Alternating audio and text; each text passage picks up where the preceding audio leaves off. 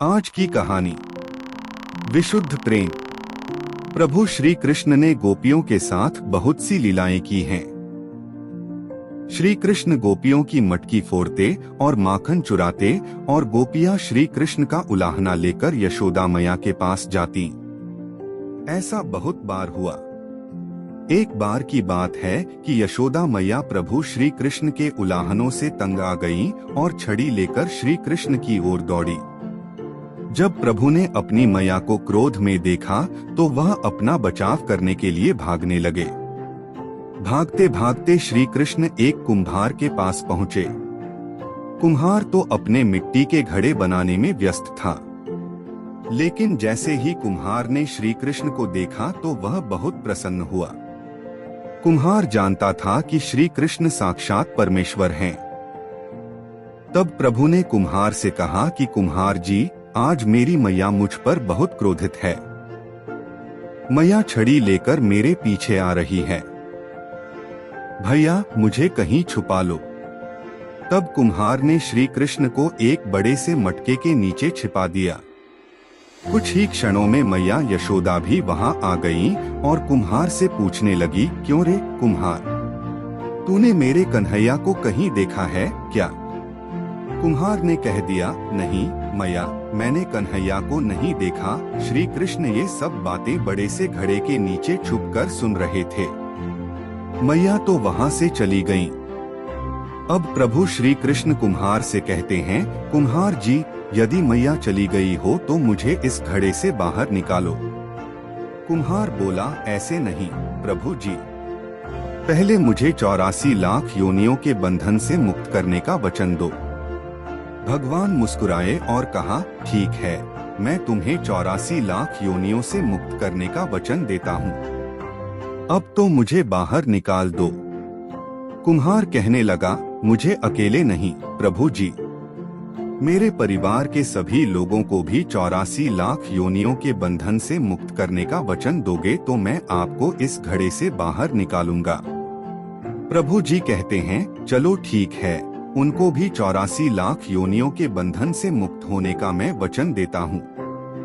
अब तो मुझे घड़े से बाहर निकाल दो।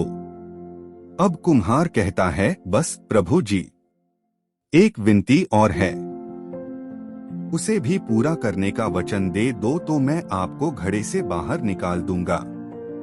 भगवान बोले, वो भी बता दे, क्या कहना चाहते हो?